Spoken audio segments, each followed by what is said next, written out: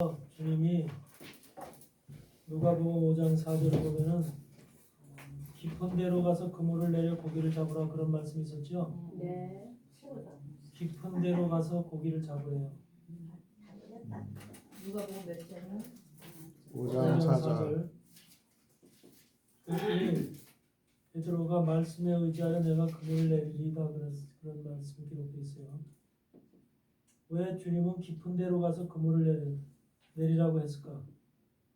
깊은 데로 가야만 지금 주님은 깊은 데서 뭘 보고 있어요? 고기. 이게 고기를 잡으라고 하는 말씀이 지금 무슨 말씀이에요? 하나님의 사람들을 잡으라는 소리잖아요. 그런데 하나님의 사람들은 어느 곳에 있다는 거예요? 세상. 바다 깊은 곳인데 지금 여기서는 바다 깊은 곳인데 하나님의 사람들은 깊은 곳에 있다는 거예요. 그러니까 깊은 곳에 있다는 것 자체는 세상에 나타나지 않는다는 거예요. 보이지 않는다는 거죠. 원래 고기도 바다 물 가까이 사는 고기들이 있죠. 깊은 곳에 사는 고기들이 있고 다 다르듯이 이 바다 가까이 표면 가까이 사는 고기들은 드러나잖아요. 그 모양이 형태가 드러나고 보이고.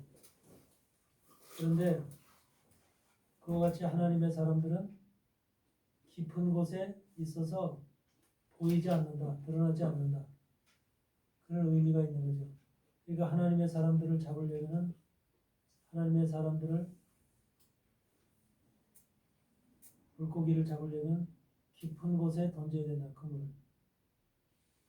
깊은 곳에 그물을 던지는 것이 그만큼 중요한 거죠. 그러니까 진정한 하나님의 사람들은 다 깊은 곳에 있어요. 깊은 곳에서 드러나지 않게.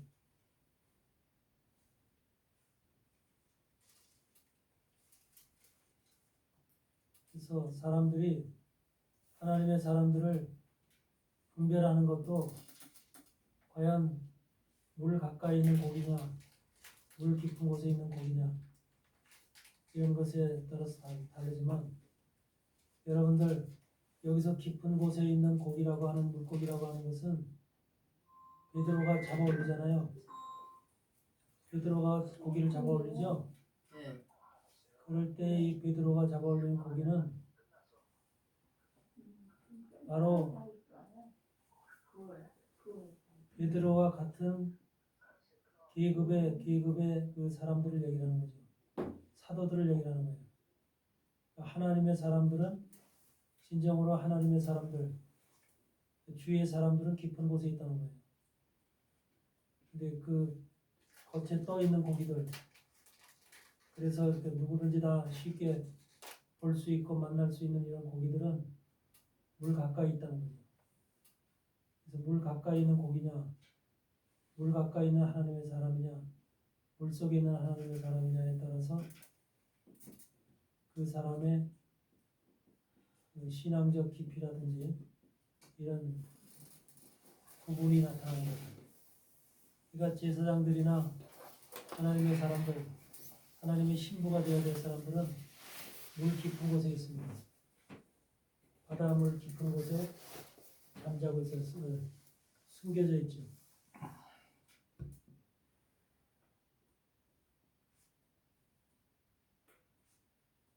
그래서 여러분들이 바로 이제 그 깊은 곳에 있는 물고기다. 이렇게 이제 여러분들 스스로가 그렇게 생각을 하고 계셔야 되고, 주님은 베드로에게 깊은 곳에서 그물을 던지라고 하는 것처럼 아주 이 마지막 시대도 여러분들을 깊은 곳에서 잡아 올린 하나님의 그물에 잡힌 고기들이다. 이렇게 이제 평가할 수가 있는 거죠. 그 깊은 곳에서 잡아 올린 고기들은 한마디로 말하면 뭐라고 그래? 힘이 있어. 힘이 있고 또 강력해. 겉에서 있는 고기들은 팔팔팔팔 뛴다 그러면 깊은 곳에 있는 고기들은 힘이 있고 무겁고 또 강력한 파워를 가지고 있다.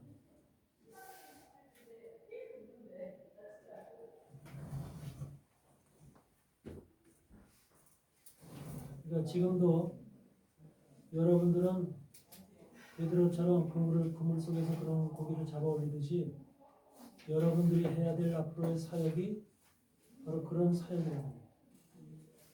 깊은 곳에 그물을 내려서 고기를 잡는 사역. 이 사역이 바로 여러분이 해야 될 사역인 거죠.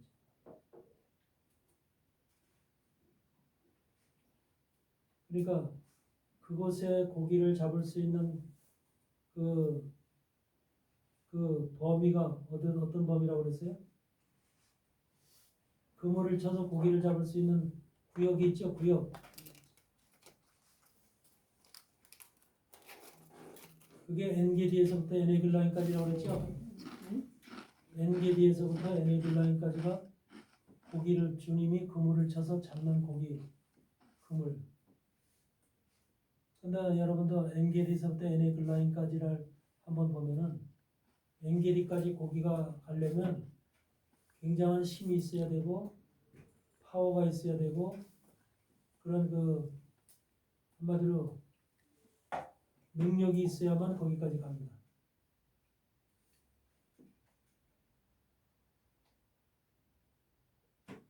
그러니까 우리 신앙의 정도가 엔게디가 기본이죠. 하나님의 그물에 들어가기 위한 엔게디가 바로 시작점이에요. 시작점.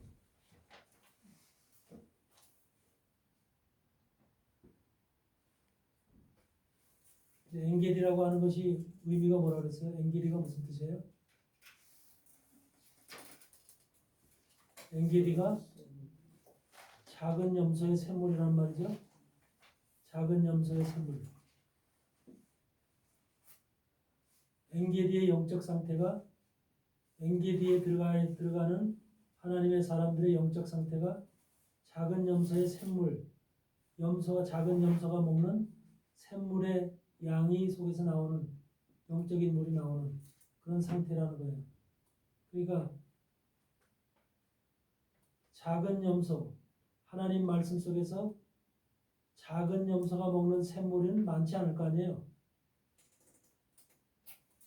그래서 작은 염소가 먹는 샘물이 나오는 그런 사람의 엔게디 상태의 영적 신앙의 모습을 갖춘 자다.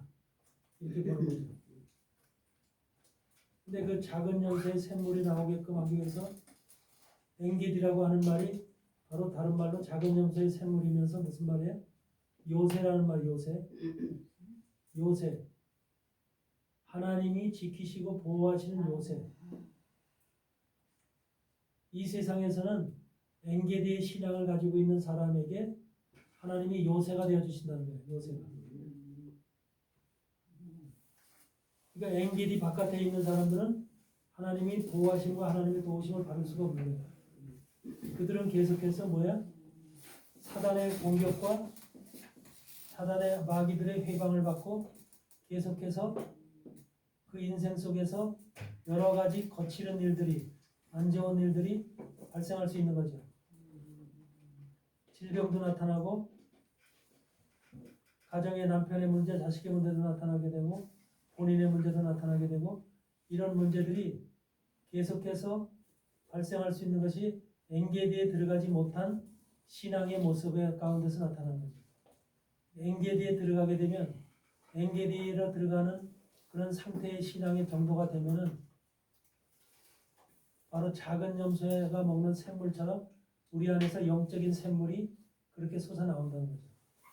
영적인 샘물이.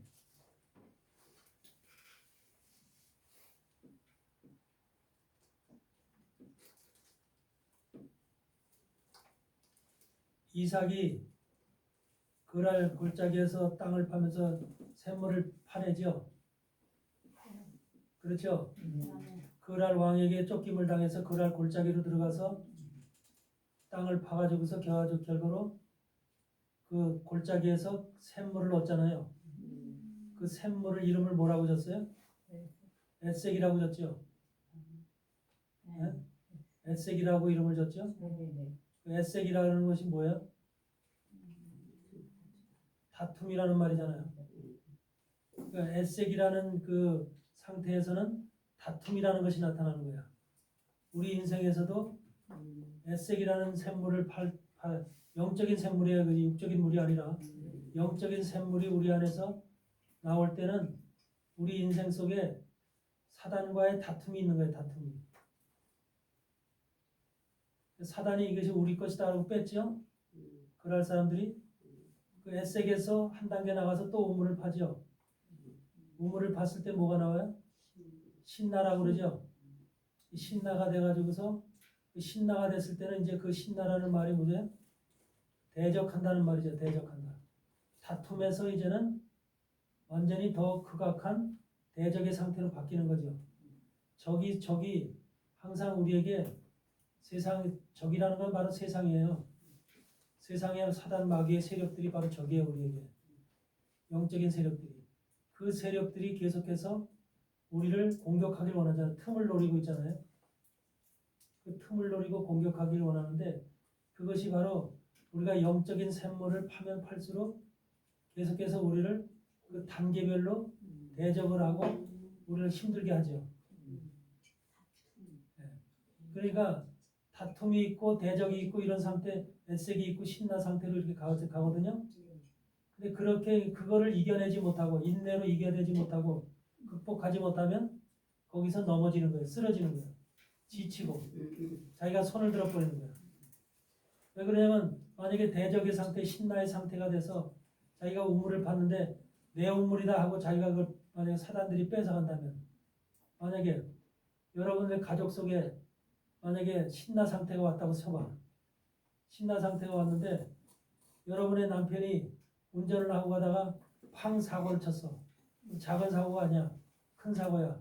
만약에 사람을 쳤어. 그러면은 이런 것이 바로 대적이야. 그래서 생각지도 않은 사건이 딱 벌어져 버려. 그럼으로 인해서 엄청난 돈이 들어가야만 되는. 남편도 물론 다쳤지만 상대방에게 보상해줄 상당한 많은 물질이 들어가야 되는 이런 상태까지로 몰려가는 거예요. 이런 것이 온다니까. 그러면 그 대적의 상태를 만난 그 사람은 우물파다 일이 생겼거든. 기도하면서 말씀 파면서 이렇게 해서 영적인 생활을 하다가 보니까 영적인 생활 하나님 앞에 기도하고 자기는 온전한 신앙생활을 한다고 봤는데 그 단계에서 이게 탕 터지니까 하나님이 정말 살아계신가요? 안 살아계신가요? 나를 도우시는 거야? 안 도우시는 거야? 우리에게 왜 갑자기 이런 일이 생겨?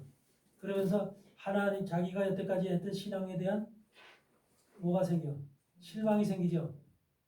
그러면서 그 신앙을 내려놓을 수도 있고 포기할 수도 있는 거야. 그렇게 되도록 사단은 우리를 하는 거야. 그래서 사건을 만드는 거야. 그러니까 신나까지 사건을 만들어 가는 거야.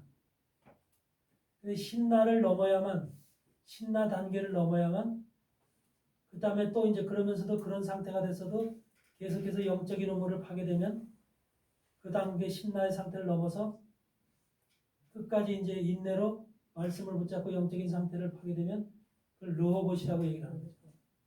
르호봇이 오는 거죠. 르호봇이 오게 되니까 그때서부터는 뭐가 돼? 자기 앞에 영적인 넓은 광장이 열려지는 거야. 그때는 사단이 해방을 안 놓는 거야. 사단 마귀가 와서 이것이 내 것이다, 내 우물이다라고 자기 소유권을 주장하지 않는 거죠. 이게 그대로 우리 인생 속에서 나타나는 거예요.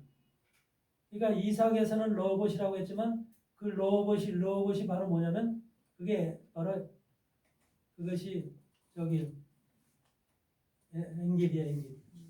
르호봇이 바로 엔게디야. 르호봇의 단계가 됐을 때가 바로 엔게디야.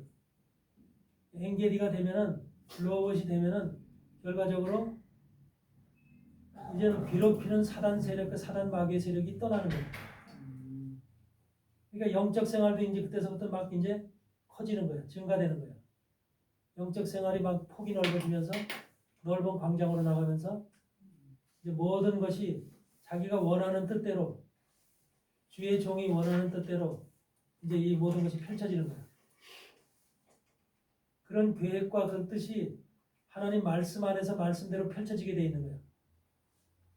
그러니까 우리는 어느 단계의 영적 단계까지 올라야만 그것이 사단이 손을 드는 거지. 쉽게 얘기하면 저 사람은 내가 괴롭혀도 소용이 없어.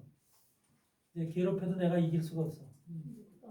그래서 에셋과 신나의 단계를 거쳐서 그것을 르호봇의 단계가 됐을 때 결과적으로 이제 사단들은 더 이상 그 인생에 대해서 나는 너한테 이제 손들었다. 너가 하나님의 사람인 것을 인정한다. 이렇게 손을 두 손 두 팔을 다 드는 거죠. 항복하는 거죠. 그 상태가 됐을 때 우리 인생들이 제대로 된 이제 신앙이 되는 거예요. 그때서부터.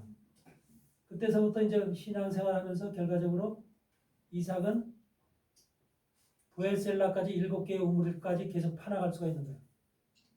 계속 여러분들 사단이 괴롭히고 이것이 내 거다고 뺏는다면 부엘셀라까지 갈 수가 없어. 힘들어서 못 파. 그러니까 여러분 속에 똑같아. 그것이 사단이 괴롭힘을 당하지 않아야만 여러분의 신앙생활이 온전할 수가 있는 거예요. 여러분 속에서 지금 사단이 괴롭하는 것을 느끼는 사람 있어요? 신앙 속에서? 여러분의 신앙 속에서 나는 생각하고 기도하고 내가 모든 것이 원하면 원하는 방향대로 이루어진다. 이러면은 이 사람은 르호봇의 상태가 이미 지난 거예요. 근데 계속 하는 일마다 부딪혀 묶이고 그러고서 계속해서 이것에서 뭔가 다른 쪽에서 뭔가 이렇게 자꾸 이렇게 뭔가 안 좋은 것이 들어와. 그래서 이것을 자꾸 허물라고 그래. 깨려고 그래. 이런 상태가 들어오면 그것이 바로 뭐냐면 에셋과 신나의 단계가 상태에 있다는 소리예요. 여러분들 주의 종들이 이 교회를 대형 교회를 하면서도 여러 가지 문제에다 직면하게 될 경우도 꽤 많은데 이런 직면하게 되는 경우들이 전부 다 에셋과 신나의 상태를 당하고 있는 거예요. 그러니까 그 단계가 넘어가려면 영적인 우물을 계속해서 파내야 돼. 나가야만 그래야만 그 사람 속에서 문제가 사라집니다. 그러니까 여러분들도 여기서 공부를 하면서 말씀을 배우면서 그 말씀의 정도가 말씀의 상태가 어느 단계가 넘어야지 르호봇의 단계가 되는 거지. 그 전까지는 여러분들 제 발목을 잡고 손을 잡고 자꾸 고리를 채우면서 못 가게 해. 못 가게 하고 사단이 마귀가 계속해서 여러분들 갖다 제재를 해. 사단은 뭐예요? 말씀 듣는 걸 싫어하거든. 말씀으로 깨달아서 말씀의 길로 이렇게 한 단계 진보돼서 나가는 것을 싫어하거든. 그러니까 여러분들 삶 속에서 그런 것을 내가 우리 스스로가 느낄 줄 알아야 돼. 영적으로 민감한 사람들은 그게 느껴져. 근데 영적인 사람이 아닌 사람은 이런지 저런지 이렇든 저렇든 몰라. 그냥 느낌이 없이 살아. 되는 대로. 이런 상태가 되기 때문에 여러분들이 바로 그런 그 이삭의 그 우물 파는 단계가 바로 그런 것을 우리에게 설명해야 됩니다. 에셋과 신나의 단계는 항상 우리에게 나타나는데 괴로움의 단계라는 거. 괴로움의 나를 괴롭히는 단계라는 거. 르호봇의 단계를 반드시 우리가 만나야 된다는 거. 르호봇부터는 이제 우리의 모든 것이 길이 열린다는 거. 사단의 괴롭힘이 없어진다는 거. 근데 르호봇으로 우리가 만족하는 것이 아니라 르호봇에서 한 발짝 한 발짝 더 나가야 된다는 거. 그래서 부엘셀바라고는 7개의 우물을 팔 때까지 계속해서 나가야 된다는 거. 그러니까 7개의 우물을 파니까 그때는 어떻게 돼? 7개의 우물이라는 건 여러분 속에서 영적인 우물이 7개의 우물이 나온다는 거야. 완전 수인 7개의 우물이 여러분 속에서 영적인 우물이 팍 쏟아 나오면 여러분 얼마나 많은 영적인 물을 마시고 있다는 소리야. 그 물이 여러분 속에서 솟구쳐 올라오기 때문에 그것을 사단이 알고 사단이 손들고 와. 그 아비멜렉과 비골 장군이 찾아와서 왕 아비멜렉과 비골이 찾아와서 아브라함과 이삭에게 뭐라 그래? 당신 속에 하나님의 신이 함께함을 우리가 봤다. 그렇게 고백을 해. 고백을 하면서 무릎을 꿇어. 그러면서 당신하고 우리하고 이제 조약을 맺자. 조약을 맺어서 우리도 당신을 괴롭히지 않고 당신도 우리 앞에 우리를 갖다 침략하지 말자. 서로의 경계를 지키고 딱 이게 서로 간에 한마디로 이제 이렇게 화해를 하는 거예요. 화해. 우리 인생들이 살 때 사단이 우리를 괴롭히지 않는다는 그런 한마디로 선언을 하는 거야. 사단이 괴롭히지 않는다는 사역에 우리 건강에 가정에 손을 안 댄다는 이런 딱 그런 선언을 하고 나면 그 가정은 정말로 행복한 가정이 되는 거야. 평안의 가정이 되는 거야. 안식의 가정이 되는 거야. 이게 성경대로 이루어지게 돼 있어. 하나님의 말씀대로 그것이 그대로 이루어지게 돼 있어. 그래서 그 로봇의 단계가 바로 우리에겐 반드시 와야 돼. 근데 그 로봇이 바로 엔게디야. 그것이 엔게디에 대한 다윗은 그것을 엔게디라고 얘기한 거야. 고단이. 다윗이 엔게디에 들어가니까 바로 그때는 엔게디는 뭐야?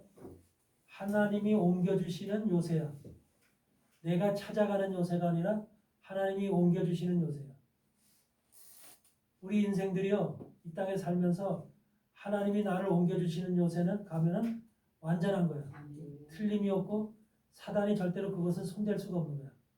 근데 내가 준비하고 내가 찾아간 요새는 어떻게 돼? 사단한테 얻어 터지는 거야. 사단한테 걸리는 거야. 내가 준비하고 내가 노력하고 내가 애써서 내 돈으로 내 것으로 만들어서 내 것으로 이렇게 해서 이것이 요새 내가 이것에 이제 평안히 먹고 마시면서 이것을 잘 살아야지 준비해서 간 곳은 어떻게 돼? 사단한테 얻어 터지는 거야. 그렇지만 하나님이 옮겨주시는 장소로 가면은 그는 사단이 근접을 못해. 사단이 아멘. 손을 못 댄다. 아멘이에요. 그런 장소가 돼야 돼. 그런 교회가 돼야 되고 그런 가정이 돼야 돼. 아멘. 그것이 우리 신앙 여하에 따라서 그렇게 되느냐 안 되느냐가 결정이 되는 거야. 아멘. 그것이 바로 엔게디야. 그래서 엔게디에서부터 에네글라임까지가 금을 치는 곳이 된다 그러잖아. 바로 에스겔 47장에 나오죠. 엔게디에서부터 에네글라임까지가 금을 치는 곳이 돼. 에네글라임은 뭐야? 에네글라임은 엔게디에서부터 에네글라임까지니까 지금 엔게디에서부터 출발해서 에네글라임 속에 들어가야만 주님의 그물 속에 들어가는 고기가 되는 거야. 에네글라임은 두 송아지의 샘물이야. 송아지가 먹는 샘물은 그것도 두 마리의 송아지가 먹는 샘물이 에네글라임이야.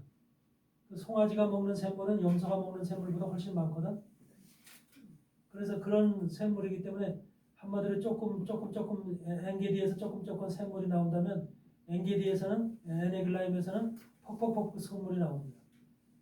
영적인 상태를 우리의 속에서 나오는 영적인 상태를 주님이 설명하면서 같이 엔게디에서 나오는 샘물, 에네글라임에서 나오는 샘물로 이 표현을 하고 있는 거예요.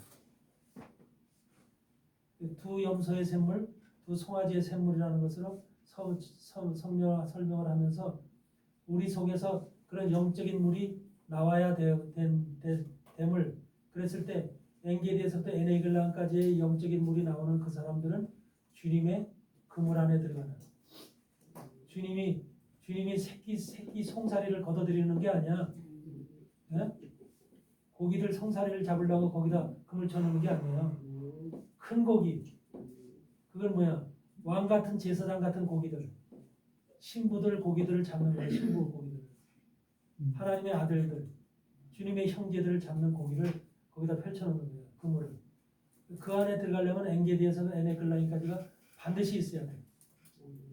그러면 여러분들이 이 땅에 살면서도 내가 엔게디에 들어가 있는 자인지 엔게디에서부터 에네글라임 사이에서 주님의 그물 안에 들어가 있는 자인지 어쩐지는 여러분들 스스로가 알 수 있어요. 왜? 엔게디에서부터 들어갔다 그러면 엔게디에서 이미 들어갔으면 사단이 손을 안 댄다니까. 사단이 여러분을 괴롭히질 않아. 지금 사단의 괴롭힘을 받고 있는 사람들이 있어요? 사단이 사사건건 여러분들 걸고 넘어져? 교회에서 주변에서 무슨 이런저런 사람들이 여러분들 걸고 넘어지면서 여러분들 자꾸 괴롭히고 뭐 하고 있어요? 그렇다면 만약에 그런 일이 있다면 그 사람은 엔게디에 아직 못 들어간 거야. 엔게디에 못 들어간 거야. 여러분 삶 속에 엔게디를 넘은 사람이라면 사단들이 가정도 평안하고 교회도 평안하고 뭐 큰 뭐 축복의 돈이 팍팍팍팍 들어오는 그런 게 아니라 물질이 들어오는 게 아니라 우리 삶에 그냥 평안이 있는 거예요. 고요가 있는 거예요. 고요가. 이게 바로 엔게디에서부터 일어나는 일이야. 그럼 다 여러분들 다 고요가 있죠? 주변에서는 안 괴롭히는데 내 몸이 괴로워요. 그거는 어떤 상태인가요? 내 몸이 이렇게 아픈 거는 주변에서는 안 괴롭히는데 내 몸이 괴로워. 폭포수가 안 나온 거죠. 자기가 관리를 잘못해서 그런 거야.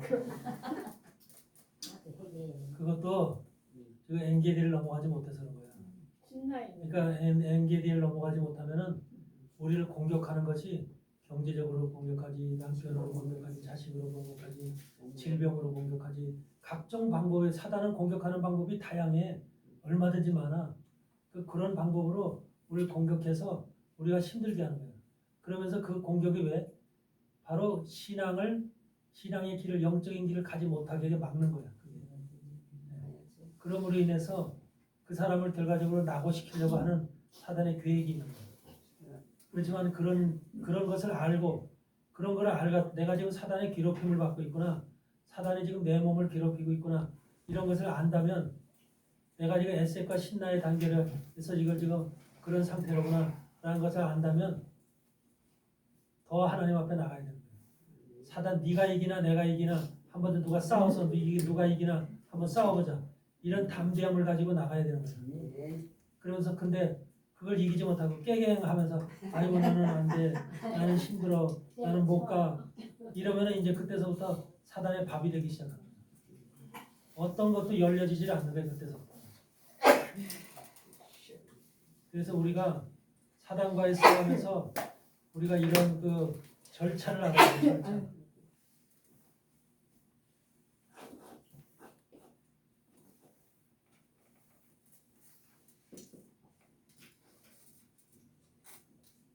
그래서 우리는 하나님의 사람들로서 항상 하나님의 은혜 가운데 있는데, 하나님의 그 마리아도 그렇고 다니엘도 그렇고 하나님의 은혜를 받은 자요, 또 은총을 받은 자요, 그런 말을 많이 하잖아. 은혜라 은총이라고 하는 이 말 자체는 한마디로 말하면 하나님의 눈에 정말로 높이 크게 사랑받았다, 크게 하나님의 사랑 가운데 귀 크게 존중함을 받았다, 귀 쓰임을 받았다, 이런 뜻이거든요. 그러니까 하나님이 볼 때 너는 참, 내가 볼 때 참 넌 너무나 훌륭하다, 너무 존귀하다, 너무나 아름답다, 이런 소리를 들을 때 바로 은혜를 받은 자여라는 말을 듣는 거예요. 마리아를 볼 때 하나님이 바로 어떻게 봐서 하나님의 은혜를 받은 자여 그랬잖아. 이스라엘에 수많은 여자들이 있는데 그 여자들 속에서 비로운 왜 마리아가 선택됐어. 하나님 눈에 띄었다는 거야. 하나님의 눈에 특별히 띄었기 때문에 하나님께서 그에게 가브리엘 천사를 보내서 네게 이제 성령으로 잉태할 자가 나타나느니 그가 그 이름을 예수라 하라, 이렇게 이제 지시하신 거야. 그러니까 바로 하나님께서 그렇게 은혜를 받은 자에게 천사가 등장하는 거야. 그러니까 하나님은 아무나 등장하는 게 아니라 여러분도 당연히 은혜를 받은 자가 돼야 돼. 하나님의 눈에 크게 보이는 자, 크게 사랑을 받은 자, 크게 하나님으로부터 한마디로 말하면 이 존귀함을 받은 자가 돼야 돼. 이것이 중요한 거야.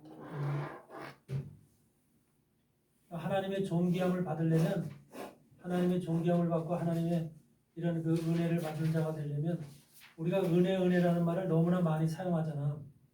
은혜 받았다 이런 말을 세상에서는 너무나 그냥 자연스럽게 아무렇지도 않게 그냥 흔히 시장 가운데 있는 그냥 뭐 싸구려 물건 팔듯이 그런 말처럼 은혜를 너무나 교회에서 싸구려식으로 이게 받아들인다고. 뭐든 대부분 다 그냥 은혜 받았다 그래. 은혜라는 진정한 의미가 뭔지, 은혜를 베풀 수 있는 분은 이 우주 만물 속에 하나님 한 분이야. 은혜를 베풀 수 있는. 근데 하나님의 형상으로 지음받은 자신의 자녀들에게 하나님은 그 은혜를 주고 싶은 거야. 나눠주고 싶은 거야. 그냥 아무한테나 은혜 주는 게 아니라 하나님께서 어떤 자에게 특별히 하나님의 눈에 발견된 자, 하나님에게 특별히 존중하게 보여지는 자, 하나님에게 진정으로 정말로 특별하게 다른 사람보다 특별한 존재로 보여지는 자, 이런 자가 바로 은혜를 받은 자죠. 이 은혜라는 그 말 자체가 그래서 굉장히 중요한 거죠. 그래서 우리 세상에서는 바로 하나님이 어떠한 자를 그렇게 은혜롭게 생각하고 은혜롭게 받아들이겠는가라는 것을 생각을 해야 되죠.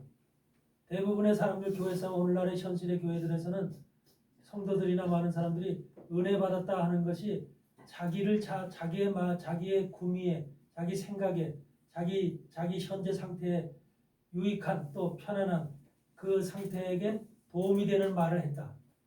그게 은혜야. 자기에게 유익한, 자기에게 도움이 되는, 자기에게 뭔가 정말 깨달음을 줄 수 있는 이런 말을 했다고 하는 것이 은혜야. 그러니까 은혜라는 것이 순간적 은혜야. 단편적 은혜고. 그런 어떤 사람이 설교를 해서 그 설교를 통해서 자기의 현실의 상황 속에서 그 현실의 상황을 보고 그 현실의 상황을 정말로 그 발견하고 깨닫고 갈 수 있는 어떤 특별한 메시지를 받았다. 그걸 받았을 때 은혜를 받았다. 대부분의 은혜를 자기 상황에 비유해서 은혜 받았다는 말을 써. 자기 상황, 자기 현실, 자기 중심으로 생각했을 때. 그런데 하나님은 집을 산다. 그렇지. 집을 사게 될 것이다. 이러면 그게 왜 그렇지요. 은혜 받은 거? 집을 사게 된다고? 그러니까 그런 것들이 뭔가 이 세상에서 이루어지는 어떤 것들에 대한 그것이 현실적으로 눈에 보이는 가시적인 것들이 나타날 것에 대한 희망, 이런 것들이 이제 은혜의 소리로다가 들려지는 거야. 집을 산다고 하는 것도 만약에 23평짜리 아파트 산다면 35평 아파트짜리로 갈 거야.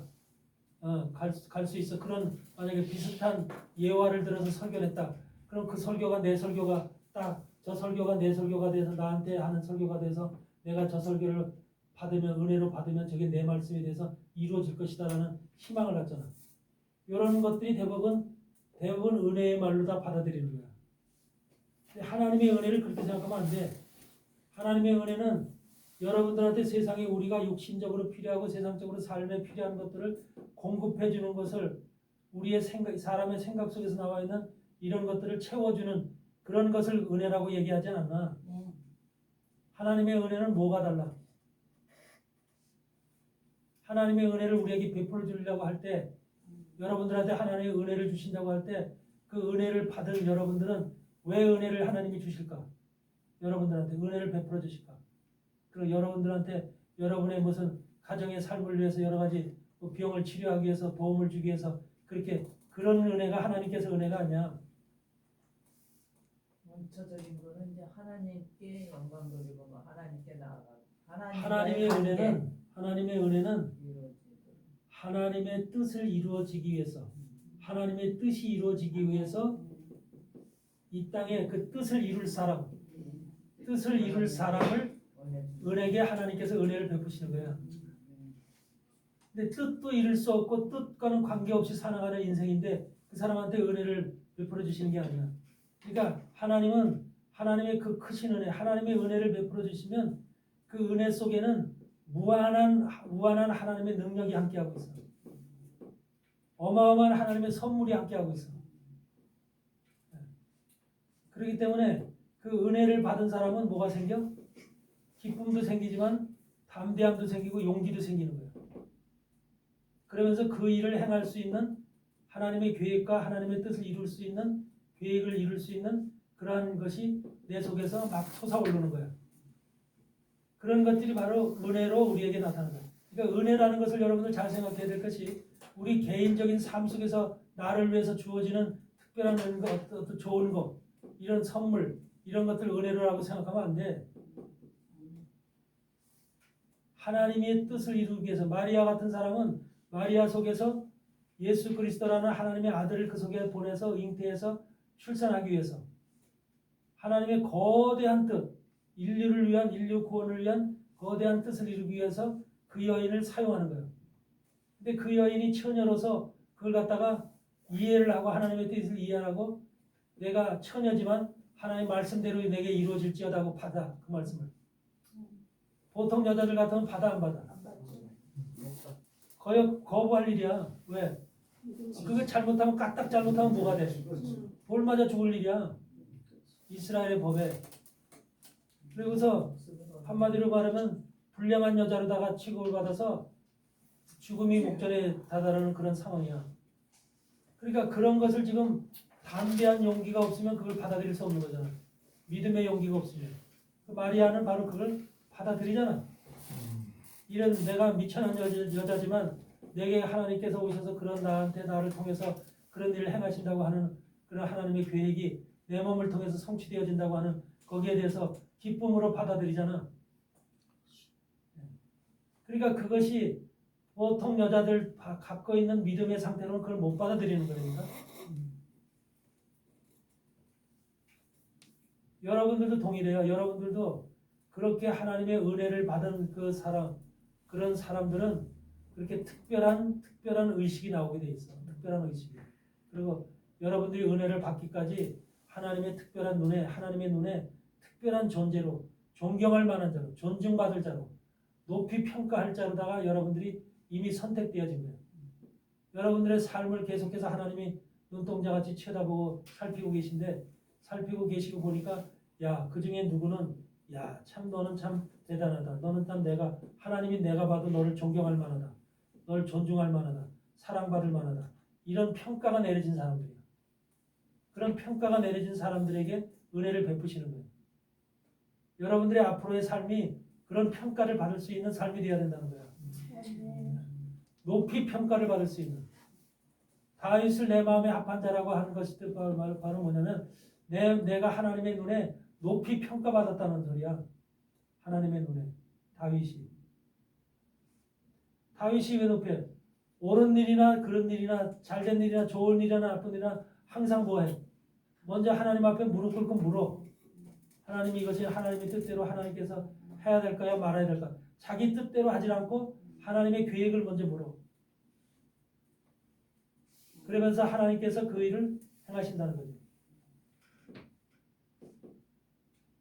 그런 가운데서 바로 그 마리아가 바로 은혜를 받은 거야.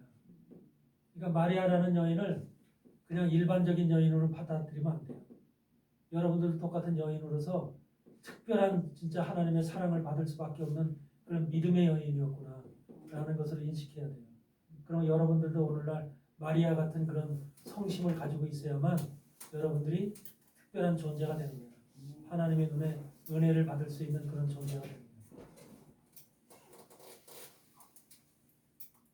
그래서 이런 모든 것들이 우리에게 펼쳐지고 있는 이런 모든 것들이 정말로 하나님의 은혜가 아니면, 그러니까 우리가 구원을 받은 것도 다 하나님의 은혜인데 여러분이 은혜를 받았다고 하는 것이 값싼 은혜인 것처럼 그냥 누구든지 다 구원을 시키는 거니까 예수 안에 들어가고 교회를 다니면 다 구원받은 것처럼 그렇게 생각을 하는, 그건 값싼 은혜야. 값싼 은혜야.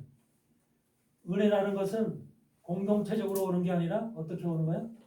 개인적으로 오는 거야. 개인적으로 오는데 진짜 은혜를 받은 사람은 어떻게 해요? 이 속에서 엄청난 주님과의 만남이 있는 거야. 주님과의 십자가의 고통과 십자가의 그 피 흘림과 속죄함과 이것에 대한 내 심령 속에서, 내 가슴 속에서 주님과의 철저한 만남이 있는 거야. 이것이 만남이 있을 때 바로 그 사람은 은혜 받은 자 속에 속하는 거야. 은혜 받은 자. 헷세대의 은혜를 받은 자가 되는 거야. 근데 오늘날 교회를 다니는 수많은 사람들 속에 은혜라는 말을 많이 쓰고 헷세대라는 말을, 은혜라는 말을 수없이 쓰지만 그 은혜가 너무 값싼 은혜인 거야. 누구든지 다 그냥 받는 은혜인 것처럼, 쉽게 받는 은혜인 것처럼. 주님께서 그래서 은혜 받을 만한 때에 은혜 받으라는 거야. 은혜 받을 만한 때에 은혜 받으라는 거야. 값싼 은혜가 아니야. 그러니까 주님의 은혜는 우리가 가슴으로 정말로 그 나한테 베풀어 주신 은혜, 나한테 베풀어 주신 은혜는 결과적으로 다른 거 아니잖아. 나를 살리기 위해서, 나를 사단의 종으로부터, 매임으로부터 나를 해방시키기 위해서, 자유를 주기 위해서, 영원한 나라로 나를 인도하기 위해서, 영원한 생명을 주시기 위해서, 이런 어마어마한 선물을 우리에게 약속을 해놓고 그걸 은혜로 베풀어 주신 거예요. 그래서 직접 그 몸을 입으시고 이 땅에 육신을 입고 이 땅에 오신 거예요. 이 주님이야. 그런 주님이 지금 여러분과 함께 하시고, 그런 주님을 내가 믿고 그 주님과 내가 하나로다가 연결되어 있다고 하는 이 사실이 기적 중에 기적인 거야. 그래서 은혜라고 하는 의미 자체부터를 다시 생각해야 된다는 거예요. 은혜라는 의미 자체를. 그냥 일반적으로 값싼 은혜 이렇게 생각하면 안 되는 거야. 어떤 사람들이 그런 사람들이 있어요. 한 번 구원은 영원한 구원이라고 얘기하는 사람들이 있죠. 여러분들은 한 번 구원은 영원한 구원이에요? 아니면 어떤 구원이에요? 무서워하는 거죠. 네? 떨어지는 수도 있어요. 근데 왜 요새 어떤 목사들도 그렇게 가르치는 목사들이 있는데 한 번 구원 받으면 영원한 구원이다 이렇게 가르치는 목사들이 있어요. 그게 바로 그게 뭐냐면 값싼 구원을 가르치는 거예요. 값싼 구원. 예수님의 피를 한마디로 말하면 동물의 피처럼, 돼지 피처럼 이렇게 허창게 여기는 거예요. 예수님의 피는 보통 피가 아니야. 어마어마하게 고귀한 피야. 거룩한 피고, 이 피만이 우리의 죄를 덮을 수 있는 거야. 우리 뼛속 깊이 다 알날이 새겨져 있는, 유전자 속에 새겨져 있는 모든 죄악의 기록들이 예수님의 피가 뿌려져야만, 우리 심령 속에 예수님의 피가 뿌려지고, 심령 속에 뿌려진 피가 전신으로다가 공급이 돼서 머리서부터 손끝 발끝까지 이 피가 쫙 흘러가야만 모든 세포들 유전자 속에 기록되어 있는 모든 죄의 기록들이 다 덮어지는 거야. 씻어지는 거야. 그런 것을 생각할 때 나의 죄가 어떻게 씻겨졌는지, 예수님의 피로 어떻게 씻겨졌는지, 이런 것을 우리는 철저하게 먼저 깨닫고 얼마나 크신 은혜를 내게 베풀어 주셨는가라는 것을 생각할 때 정말로 기가 막힌 은혜를 베풀어 주신 거예요, 주님이.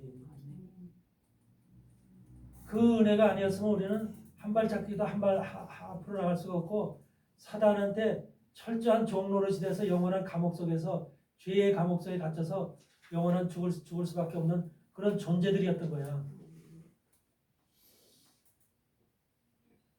근데 그것에서 우리를 해방시키시고 감옥문을 여시고 우리를 해방시키신 거잖아.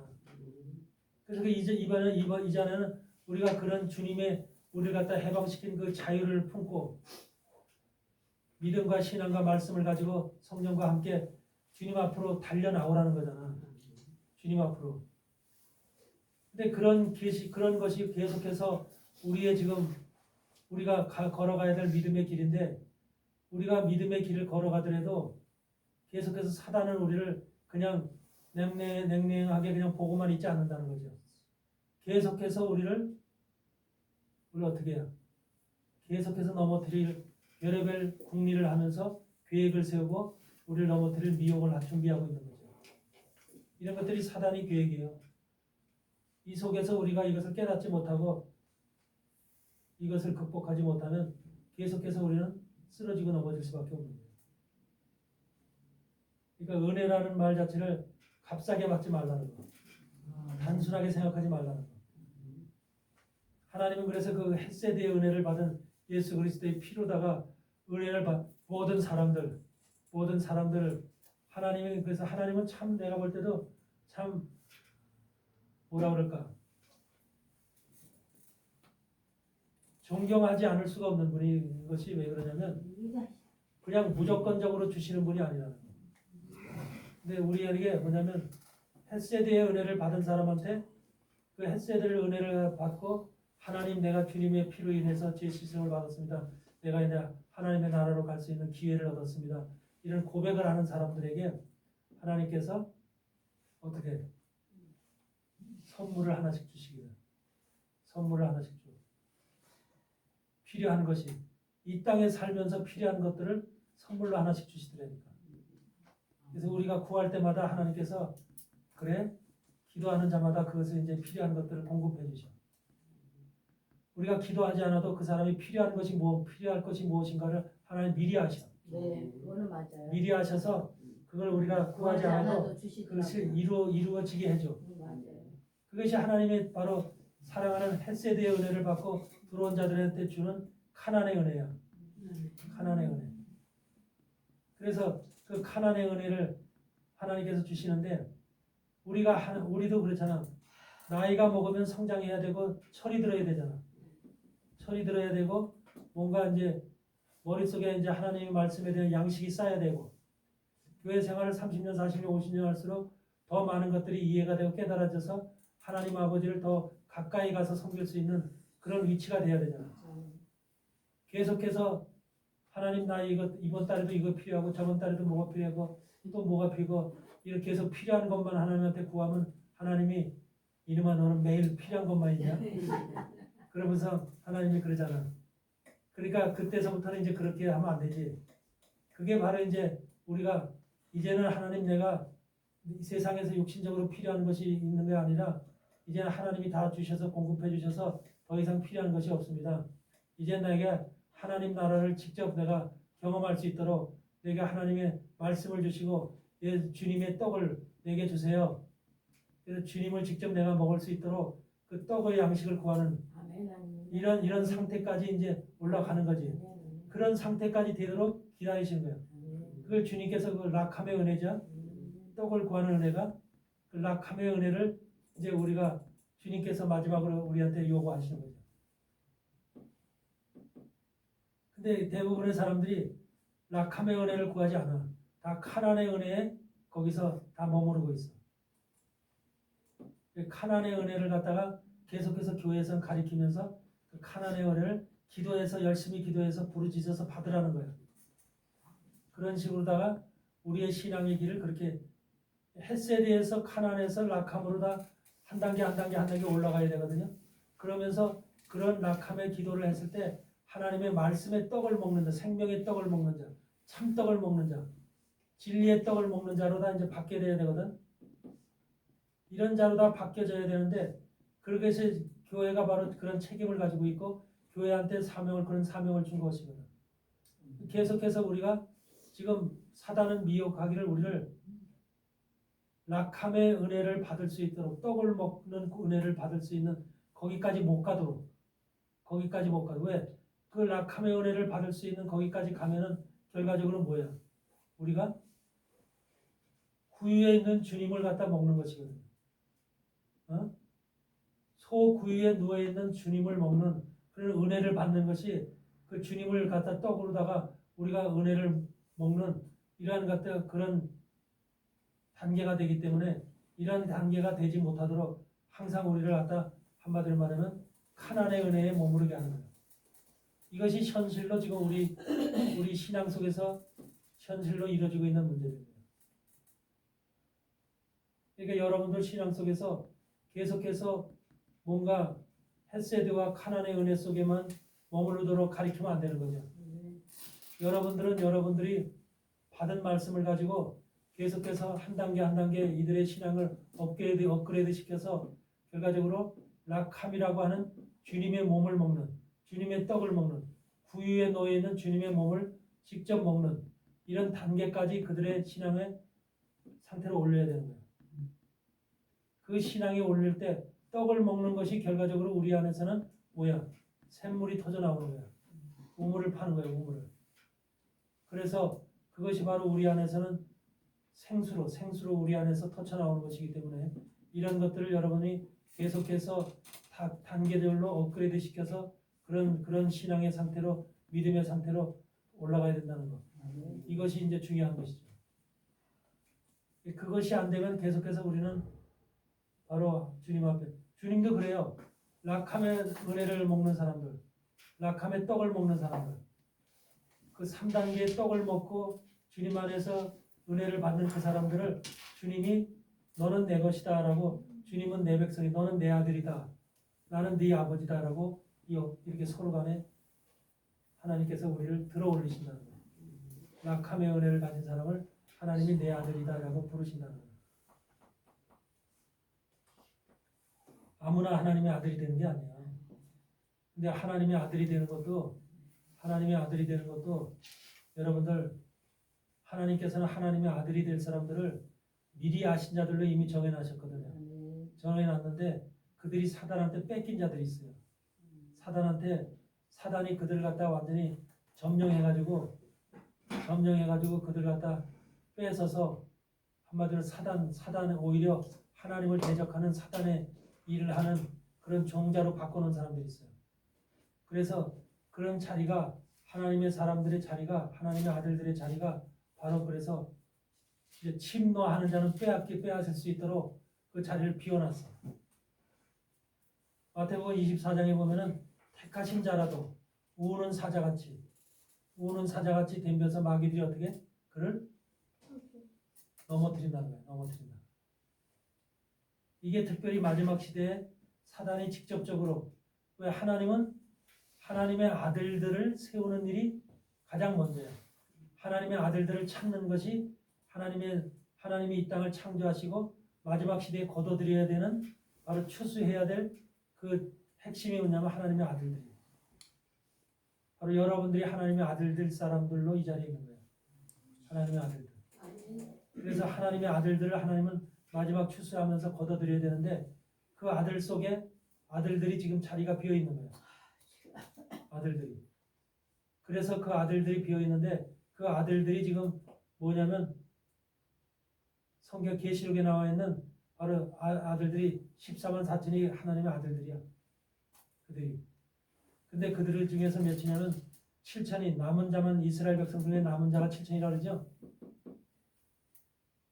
이스라엘 백성들 속에서 7천인이 바로 뭐냐면 그들이야. 7천인이 그 하나님의 아들들이야. 거기서 7천이나 이스라엘 백성들 속에서 7천인이라는 남은 자가 끝까지 바알에게 무릎 꿇지 않고 남은 자가 7천이라 그랬죠. 그것이 이제 열왕기상에도 있고 그 이제 계시록에도 있죠. 7천인이. 계시록 11장에도 두 증인 말씀에서 이스라엘에서 마지막에 두 증인이 죽고 나서 이스라엘 예루살렘 성이 지진에서 죽은 자가 7천이라 그러죠. 죽었다는 게 뭘 얘기해요? 지진에 죽은 자가 7천이라 그래요. 성이 무너지고. 거기서 죽은 자가 7천이라고 하는 것은 바로 그들의 생각이 무너지고 육체가 무너지고 예수 그리스도로 육체가 죽어야만 바로 영이 살아나는 거예요. 그것이 바로 이제 계시록에서 그런 표현을 하고 있는 거예요. 그런데 거기서 죽은 자 7천이라니까 이스라엘 사람들이 죽은 것으로 얘기를 하더라고요. 이스라엘 사람들이 직접적으로 죽은 것을. 성경의 말씀은요. 영의 말씀을 하는 거예요. 영의 말씀을. 그래서 여기 지금 기록되어 있는 것처럼 두 증인이 과연 누구냐? 두 증인. 미국의 두 증인에 대해서 그 설교하는 그 사람을 봤어. 목사님을 봤는데 두 사람을 계속해서 얘기를 하더라고. 두 증인이 두 사람을 얘기를 하더라고. 우리 두 증인 하니까 두 사람 같이 느껴지잖아.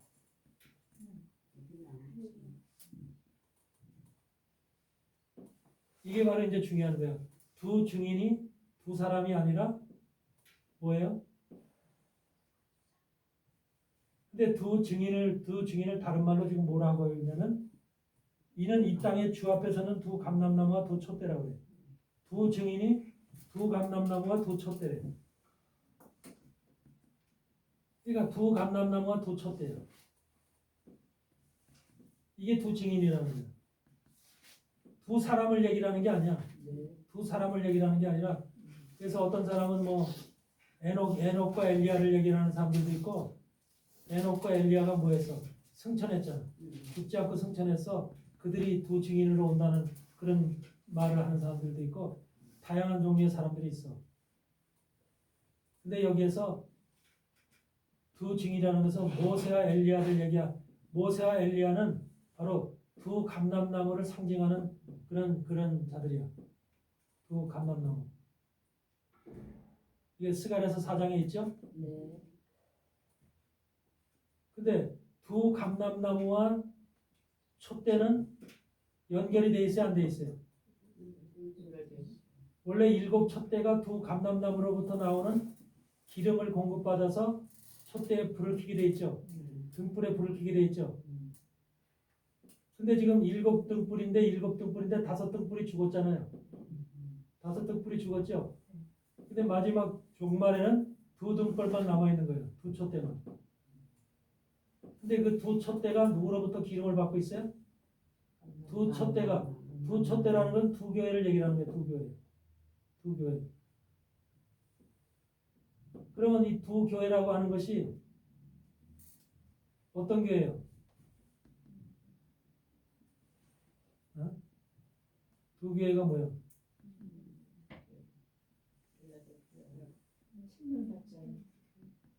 한국에 있는 교회들이요?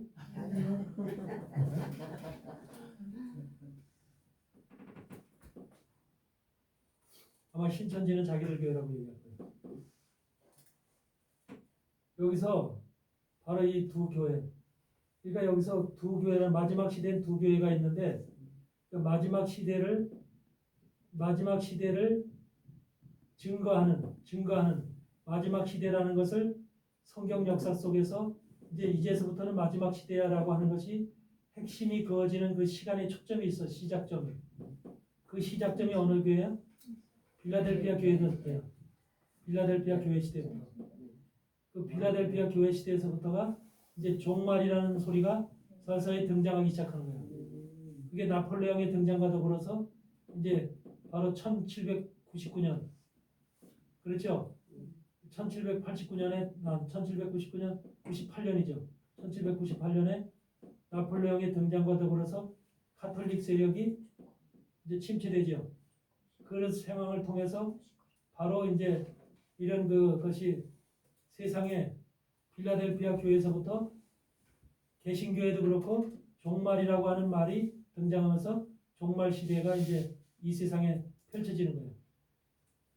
여러분, 종말이라고 하는 시점이 하나님의 역사 속에서 창세기서부터 지금까지 오면서 종말이라는 시점을 교회 속에서 5교회가 무너졌을 때 7교회 중에서 5교회가 무너지고 2교회가 남아져 있는 상태 속에서 그 2교회가 마지막 종말의 말씀을 받기 시작하는 교회가 되는 거예요. 그 교회가 빌라델피아 교회고 라우디게아 교회가 되는 거예요. 이거 어떤 사람을 얘기하는 게 아니야. 한 사람, 저 사람, 어떤 사람, 이 사람, 능력 있는 어떤 사람을 얘기하는 게 아니야. 마지막 시대는 하나님이 세워놓은 교회, 새 교회의 시대가 빌라델피아 교회와 그래서 계시록 2, 3장에 바로 7교회에 대한 설명을 하는 거예요. 그 빌라델피아 교회에서부터가 이제 종말이 시작이 되면서 그때서부터 개신교회의 종말이라고 하는 이제 그 용어가 등장이 되면서 종말론이 등장이 하는 거예요. 그게 빌라델피아 교회 시대에서부터. 그러면서 빌라델피아 교회 시대에서부터 하늘의 문이 열리고 그래요. 빌라델피아 교회 시대 하늘의 문이 열리고 하늘의 문이 열리면 뭐 하게 돼요? 하늘의 문이 열리면 뭐 하게 돼요? 괜히 열어나? 하나님이 하늘의 문을 괜히 열어?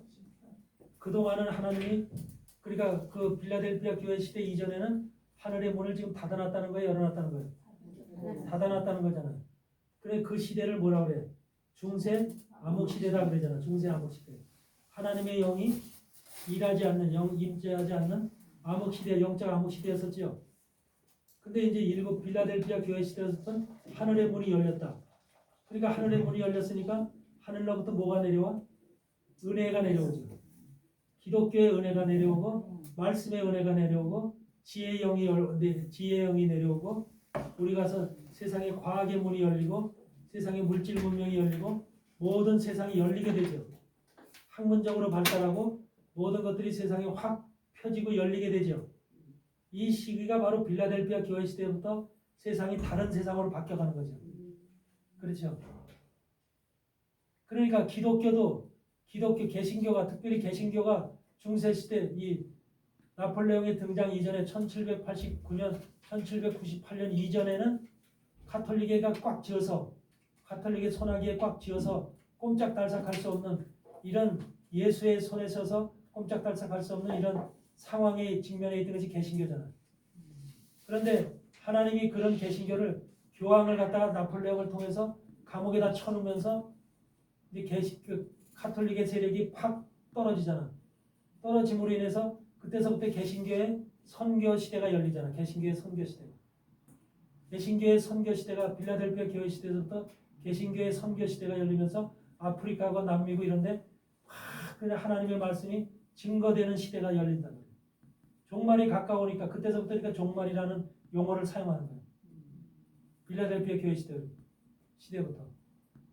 그러니까 그때서부터 바로 그 종말이라는 용어가 사용되면서 하나님의 말씀이 하늘에 문이 열리면서 하늘로부터 은혜가 내리면서 하나님의 말씀이 이제 이곳저곳에서 별의별 말씀이 다 이제 등장하는 거예요.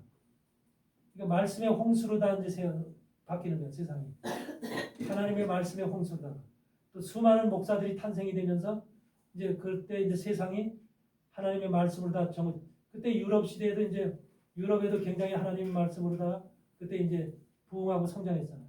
감리교도 바로 이제 웨슬리를 통해서 그렇게 해서 감리교가 영국에서부터 만들어지게 된 것이고, 그 이제 여러 가지 뭐 독일의 형제단이라든지 여러 가지 이제 그런 것들이 전부 다 활성화되면서 모든 신앙들이 유럽에서 이제 그때 활성화가 되면서 유럽에서 중국 선교, 아프리카 선교 이런 데서 막 나가면서 선교사들 막 파송하고 막 그럴 때거든요.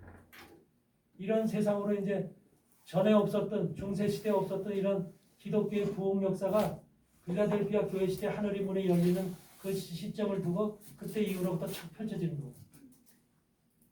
네.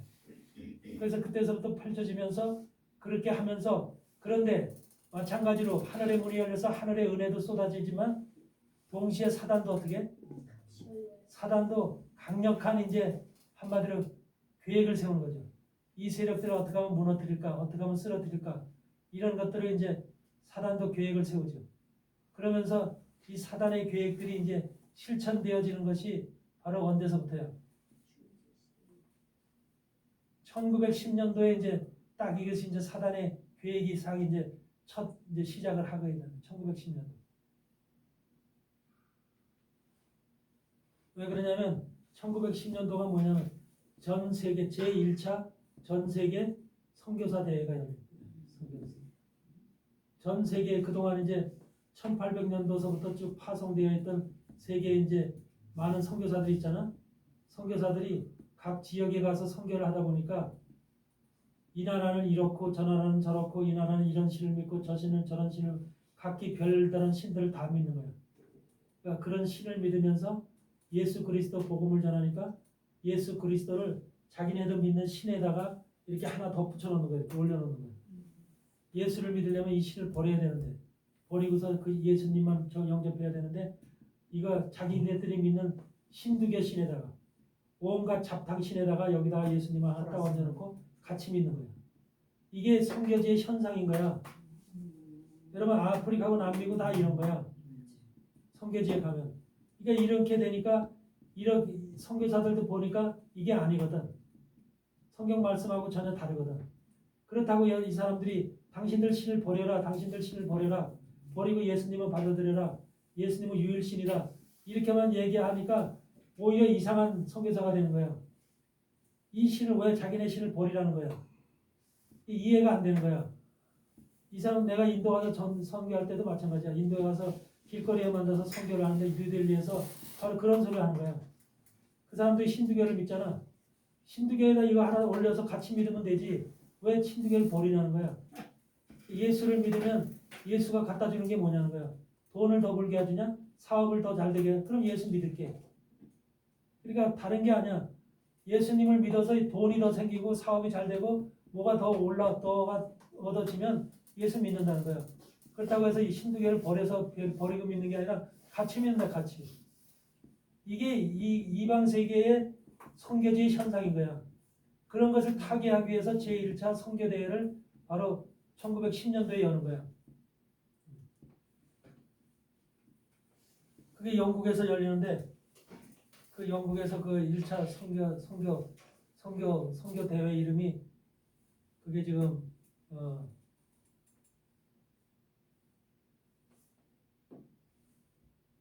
그 그 선교 지역이 갑자기 생각이 딱 막히네.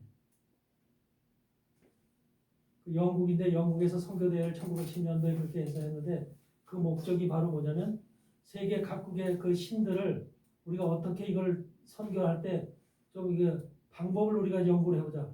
그런 목적으로 선교 대회를 제1차 선교 대회를 딱 열어. 예. 그러면 이 신들을 이 사람들이 믿는 각 지역의 신들을 어떻게 할 것이냐. 이거를 이 사람들은 이걸 고집하면서 이것과 같이 예수를 믿겠다는데 이걸 어떻게 할 것이냐. 이게 이제 궁금할 거 아니야 선교사들도. 그래서 그걸 세계에 있는 각 지역에 나가 있는 선교사들이 모여서 의논 좀 해보자. 그래서 에딘버러 제 1910년도에 에딘버러 선교대회야. 에딘버러 선교대회를 영국에서 하는 거예요. 그게 바로 뭐냐면 WCC의 원조야. 그 선교대회. 근데 목적은 뭐야? 제1회 에딘버러 선교대회를 할 때 목적은 뭐야? 그럴듯해 안 돼? 그럴듯하잖아. 세계 각국의 그 다른 신을 믿는 사람들이 거기다 예수를 하나 보태서 같이 믿으려고 하는 이런 생각 속에 있으니까 그걸 갖다 의논해보자고 하는 선교사들의 의견이 그걸 의논 서로 좋은 안건을 내보자고 하는 생각이 있었잖아. 근데 그거를 갖다 가톨릭이 딱 잡아챈 거야. 가톨릭 선교사, 가톨릭에서 다 잡아채가지고서 그걸 갖다 어떻게? 그 중에 1차 세계대전, 2차 세계대전이 일어나면서 선교 대회를 제대로 못했어. 못하면서 한번 그 1차 세계대전이 끝나고 한번 비공식적으로 한번 모인 적이 있어. 그러고 나서는 공식적인 선교 대회로 제1차 선교 대회로 모인 것이 WCC가 딱 모인 거야. 네덜란드 암스테르담에서 제1차 에딘버러 선교 대회 이후로 정식적인 세계 선교 대회라고 하는 이름으로다가 저 WCC가 딱 모인 거야. 이것이 바로 이제 가톨릭이 근데 그 세력 속에 딱 들어가 있는 거야. 가톨릭은 이미 마귀의 세력으로다가 개신교를 파괴하기 위한 목적을 가지고 이미 선교사 선교 대회 속에 가톨릭 예수의 사람들을 목사로 위장을 시켜서 예수의 사람들을 예수의 신부들을 가톨릭 개신교 목사로 위장을 시켜서 그 속에 딱 투입들을 다 시킨 거예요. 그래가지고서 선교 대회를 딱 장악을 하는 거예요. WCC 선교 대회를 딱 장악을 해서 그것을 다 그들이 그 안에서 주권을 행사하면서 그 선교 대회를 가톨릭 주관으로 다 이제 이끌어가는 이런 방법이 되는 거예요. 그래서 오늘날까지 그 선교 대회가 결과적으로 가톨릭의 그 핵심 개신교를 무너뜨리기 위한 한마디로 그 기독교 모임체로다 세계 공동체로다가 그 WCC가 만들어진 거예요. 네. 이것이 바로 이런 것이 바로 기독교 역사가 바로 그와 같이 진행이 되는 거죠. 기독교 진행된 빌라델피아 교회 시대에서부터가 바로 그러니까 하나님이 정한 종말 시대. 빌라델피아 교회 시대가 끝나는 것이 바로 1948년도 5월 14일 이스라엘이 독립할 때 바로 빌라델피아 교회 시대가 끝나고 이스라엘이 다 우리도 이제 이스라엘이라는 나라로 독립했다. 성경에서 약속한 이스라엘이 다시금 생겼다. 이스라엘이 이 땅에 다시 독립을 한 그 시점이 바로 라오디게아 교회의 출발이에요. 라오디게아 교회의 출발. 그러니까 여러분들 이스라엘이라고 하는 나라가 다시 생겼다고 하는 것은 기가 막힌 기적이잖아요. 2000년 역사에 그런 기적이 없잖아요. 2000년 동안 없어졌던 나라가 다시금 그 자리에 그런 이름으로 예루살렘으로 이스라엘로 다시 생긴다는 것은 이것은 인간 역사에서 상상을 초월하는 하나님만이 이룰 수 있는 유일한 것이잖아요. 그런 나라가 다시 만들어졌다는 것. 그 시대에서부터가 이제 뭐야? 진짜 라오디게의 종말교회 일곱 번째 교회인 라오디게의 교회의 출발이 5월 14일서부터 48년도 5월 14일서부터 출발하는 거죠. 그러니까 5월 14일서부터 이제 전 세계가 이 5월 14일 날부터 기독교가 전 세계 속으로 그때서부터는 이제 사단들이 강력하게 WCC와 WEA와 이런 기독교 종교 기관을 통해서 개신교 교회들을 집중적으로 공략하는 이런 것들이 이제 나타나는 거죠. 네. 그런데 그 이전에 바로 그 교황이 갖다 죽음을 당하고 아비뇽 감옥에서 죽음을 당하고 이제 교황의 세력이 전부 다 이제 힘을 잃어갔다고 생각하는 그때 1929년도에 1929년도에 바로 그 이탈리아에서 바로 저기죠. 루테란 조약. 이탈리아에서 루테란 조약을 통해서 교황이라는 그 가톨릭 세력이 교황청이라고 하는 바티칸이라고 하는 국가로 만들어지잖아. 국가로. 바티칸 국가로 세워지잖아. 그게 바로 루테란 조약이거든요. 그때 이탈리아 총리는 누구냐면 무솔리니. 파시스트인 무솔리니가 누구하고 한패였어요? 히틀러하고 한패였거든요. 히틀러하고 제2차 세계대전을 일으킨 히틀러하고 한패가 무솔리니였거든. 근데 그 무솔리니가 바로 그 로마에 있던 가톨릭을 갖다가 바로 정식 종교기관뿐만 아니라 국가로 인정해버린다. 국가로 허가를 해버리죠. 그러니까 바티칸 국가예요. 바티칸 국가. 바티칸 국가에는 뭐가 있어요? 왕이 있죠. 대통령이 있죠. 국가에는 대통령이 있든 수상이 있든 그렇죠. 그리고 장관들이 있죠. 모든 그 기관들이 다 있잖아요. 그렇듯이 바티칸에도 다 그런 많은 거기에는 소수의 사람들이 살고 있지만 국가로서의 기관을 다 갖추고 있기 때니까. 그러면서 바티칸은 그때서부터 국가로다가 유엔에서 인정을 받고 그때서부터 바티칸이 전 세계에 국가는 다른 나라에 뭘 파견해요? 대사관을 지을 수 있고 대사를 파견하죠. 그러니까 바티칸 대사가 지금 우리나라에 와 있잖아요. 우리나라에 바티칸 대사가 와 있잖아요. 그 바티칸 대사가 누구예요? 예수의 신부거든요. 그러니까 우리나라가 예수회로 장악되어 있는 다 우리나라는 전 세계 속에서 기독교가 왕성한 나라이기 때문에 바티칸의 특별 관리를 받는 나라라는 생각을 하면 돼요. 다 바티칸에 예수의 특별 관리를 받고 있는 나라라. 대한민국이 그 특별 관리 속에서 문재인이 등장한 거예요. 김대중이 등장하고 문재인이 등장하고 다 노무현이 등장하고 다 좌파 세력들이 주권을 잡을 수 있는 것도 전부 다 이번에 지금 이재명이를 적극 지원하는 것도 바로 그 바티칸의 예수의 신부들인 거예요. 예수입니다. 뒷배 갔으면 그렇게 당당하게 나갔지. 살다니까. 그래서 이런 사람들이 바로 있으면서 그동안에 김대중이 이후서부터 예수의 신부들이 예수의 뿐만 아니라 이 한국의 가톨릭에 있는 정의구현 사제들뿐만 아니라 이들은 다 예수회거든요.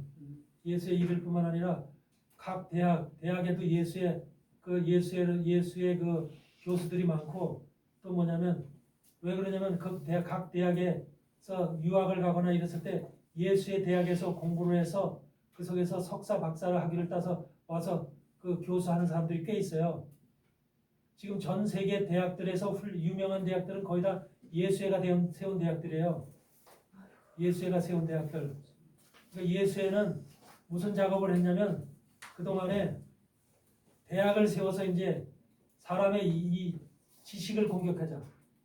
인식적으로, 인간적으로, 지혜적으로, 지식적으로 공격을 해서 이들의 사상을 바꿔놓자. 하나님이 없는 무정교자로다 바꿔놓자.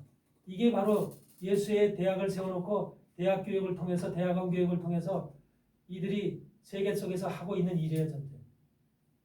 그렇기 때문에 예수회가 세운 대학에서 공부를 해서 나온 석사 박사들은 다 뭐예요? 무정교자들이 무신론자들이 되는 거예요. 무신론자들. 그럼으로 인해서 결과적으로 이들이 기독교 세력들을 경멸하는 자들이 돼버려요. 기독교 세력들을 경멸하고 기독교를 갖다가 한마디로 말하면 하나님이 어딨냐? 하나님이 어딨냐? 하나님의 존재 자체를 한마디로 인정하지 않는 이런 자들이 그 수많은 교회 교수들로 현재 대학 교단에 지금 분포되어 있는 거예요. 이러면서 이런 사람들이 바로 1929년 루테란 조약을 통해서 가톨릭의 세력이 개신교를 점령하기 위한 속에서부터 예전에는 전부 다 이제 화형을 시키고 다 목 잘라 죽이고 이런 처참한 모습으로 개신교인들을 죽였다면 이제 그렇게 안 죽여요. 그렇게 안 죽이고 전부 다 사상을 변질시켜가지고서 그게 바로 미혹이야. 미혹. 우리를 미혹시켜서 정신세계를 완전히 한마디로 망가뜨리는 거죠. 그래가지고서 하나님이 없는 세상으로 만들어가면서 또 예수 그리스도를 부인하는 그리고 자유주의 신학으로 에큐메니칼 신학으로다가 모든 것을 갖다가 이렇게 바꿔놓는 이런 시스템이 지금 그래서 지금 한국의 신학대학, 정기 개신교 신학대학은요, 겉으로 봤을 때 개신교 신학이라고 명패를 딱 붙이고 있어요. 그런데 사실은 뒤에서 누가 있냐면요, 예수회가 있는 거예요. 그러면 예수의 신부들이 사실은 개신교 목사처럼 개신교 교수로 신학대학 교수를 딱 와서 강의를 한다니까요. 그렇게 그들의 예수의 정책 속에 그게 이미 다 들어있어요. 개신교에 들어가서 개신교의 예수의 사람, 목사로다가 그들이 변신을 해서 그들 속에서 활동하라고 다 돼 있어요. 그렇게 그런 것이 지금 오늘날 현대 그 신학대학의 현실이라는 거예요. 그러면서 모든 신학대학이 아닌 일반 교단에도 이런 예수의 사람들이 수없이 많이 지금 퍼져요. 그래서 사상교육을 시키는 거예요. 예수의 사람들은 무슨 사상교육을 시켜요? 공산주의, 사회주의 사상교육을 시키는 거예요. 그런 것이 오늘날 모든 기독교 기관들, 성서공회를 비롯한 모든 기독교 기관들에 전부 다 예수의 사람들이 전부 다 점령을 해가지고 전부 다 사상교육을 시키고 공산주의, 사회주의 교육을 시키고 이런 쪽으로 전부 다 지금 이미 모든 것이 점령이 돼 있다. 한국의 교회들은 이미 전부 다 기독교 기관들이 이미 점령이 돼 있다. 이렇게 생각을 하면 돼요. 1929년 이후로 이들은 전부 다 이제 그런 계획을 이미 세워놓고 이 기독교를 어떻게 하면 무너뜨릴까? 기독교를 온전한 마틴 루터의 사상을 완전히 칼빈의 사상을 완전히 무너뜨릴까? 이것을 연구를 하다 봐서 그렇게 속으로 내적으로 이제 교육을 통해서 이들의 정신 상태를 전부 다 무너뜨리기 위해서 이런 방법을 달리한 거예요. 그래서 오늘날 전부 다 이제 이렇게 우리가 전부 다 점령이 되어져 있는 상태. 그래서 주님이 미혹당하지 말라. 깨어있지 않으면 다 미혹당하게 돼 있는 거예요. 오늘날 깨어있지 않으면.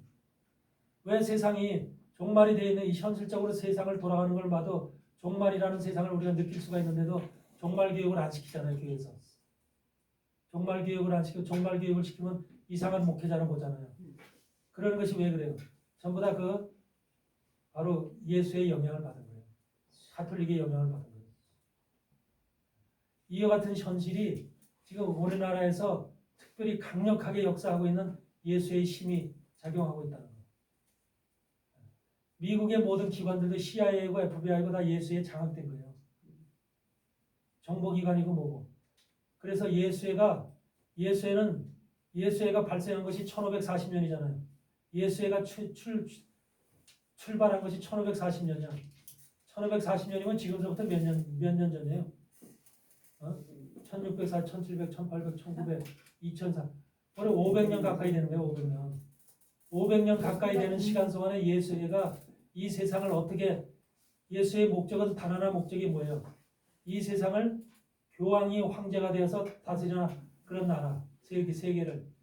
그리고 이 세계의 개신교들이 마틴 루터가 세운 모든 개신교의 모든 것들이 완전히 파괴가 되고 개신교를 주장하는 사람들 전부 다 목배임을 받고 참수를 당하는 이런 것들이 그들이 원하는 개신교를 완전히 진멸시키는 이게 목적이거든요.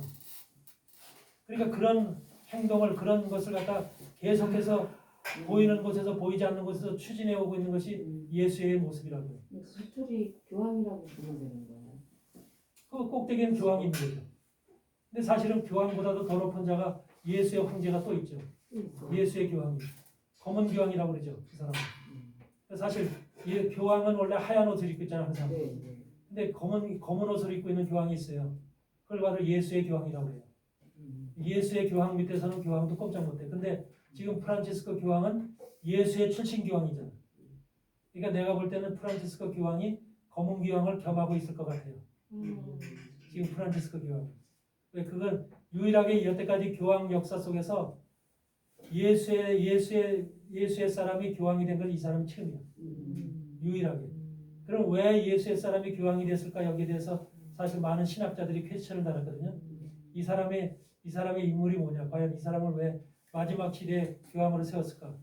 그러면서 이 사람이 교황 역사 속에서 마지막 교황이 아니냐?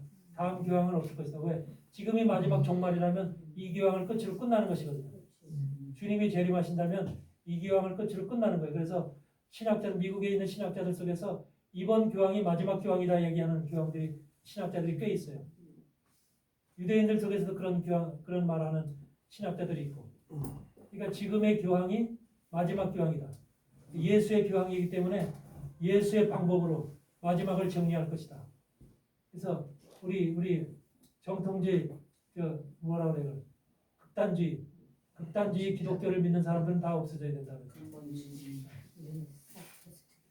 그렇게 표현하는 것이 지금 이 교황의 모습이기 때문에 그래서 극우라고 하는 표현을 극심하게 써. 그렇죠.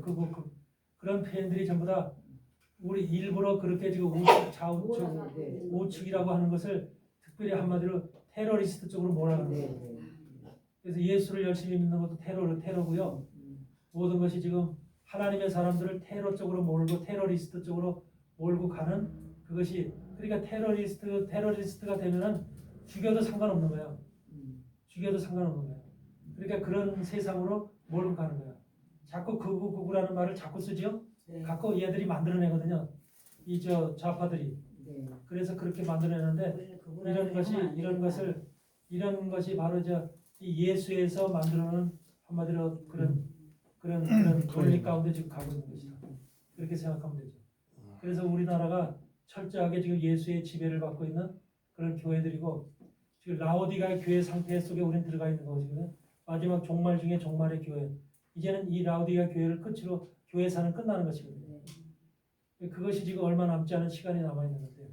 이 시간 속에서 최고의 지금 혼돈이 올 것이고 지금 이 2025년도, 26년도에 뭐가 올지, 3차 대전이 일어날지 뭐 할지 무슨 어마어마한 사건이 여러분 유튜브를 보더라도 무슨 사건이 있을 것이다, 뭐가 있을 것이다 이상한 두려운 소리들이 막 나오잖아요. 그러면 요거 뒤에 그 인나대가 재앙이 내려오는 건가요?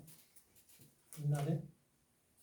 일곱인, 일곱나팔, 일곱대접이 지금은 일곱 나팔이 부려지는 시간이죠. 지금요? 네. 인은 이미 끝난 거고요. 인이 끝나지는 게 아니라 인이 끝나가는 시간 속에서 여섯째 나팔 속에 여섯째 인 속에서 지금 들어있는 거죠. 거기서 나팔이 불려지는 거죠. 그래서 나팔이 불려지는데 이 나팔이 지금 첫째 나팔, 둘째 나팔, 셋째 나팔이 불려지면서 지금 일이 진행되고 있는 것인데 지금 전 3년 반에 지금 내 얘기가 아니라 유대인 목사들의 얘기는 전 3년 반에 우리가 들어와 있다. 전 3년 반이 언제서부터는 작년에 나팔절을 기점으로 작년 나팔절이 기점으로 그게 이제 작년 나팔절이 9월 며칠인가 10월 2일인가 그렇죠. 그때 기점으로다가 이제 지금 전 3년 반에 이미 우리 들어와 있다. 그러니까 지금 전 3년 반, 후 3년 반 전 3년 반에 지금 휴거가 있나요? 전 3년 반에 지금 트럼프가 지금 들어와 있는 거죠. 트럼프가 들어와 있어서 전 3년 반이라는 것은 한마디로 우리에게 교회에게 하나님께서 기독교인들에게 마지막 기회 준비할 수 있는 기회를 주는 시간이거든요. 그래서 그 기회를 주는 시간 속에 지금 우리는 들어와 있는 것이죠. 그래서 그 기회를 주기 위해서 하나님이 트럼프를 세웠을 수도 있고 그래서 이 트럼프의 시간이 끝나게 되면 그때서부터 이제 후 3년 반에 들어간다. 이렇게 이제 그래서 지금 이들이 정해놓은 시간표 속에는 2030년, 31년이면 세상이 끝난다고 돼 있어요. 2030년, 31년에. 시급하잖아요. 외쳐야 되는 거 아니에요? 그러니까 우리가 외치는 것은 후 3년 반에 외치게 돼 있거든. 전 3년 반에는 열심히 해서 준비해서 거기까지 올라가야 돼요. 후 3년 반에 모든 증인들이 등장하는 시간이 후 3년 반이에요. 증인들이 마지막 사역을 하는 시간이 마지막 1260일이야. 마지막 주님이 재림하시기 전까지 이제 휴고되기 전까지 1260일의 시간이 바로 마지막 사역을 하는 시간이야.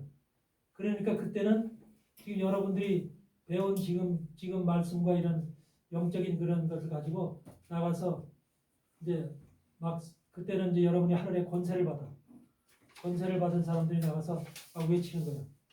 그런 것이 바로 후 3년 반에 전 3년 반 때부터 외치는 게 아니야. 7년이라는 환란의 시간이 있지만 전 3년 반과 후 3년 반이 나눠져 있거든. 3년 반, 3년 반씩. 전 3년 반은 이런저런 사건도 적그리스도가 나타나기 위한 모든 준비하는 시간이야.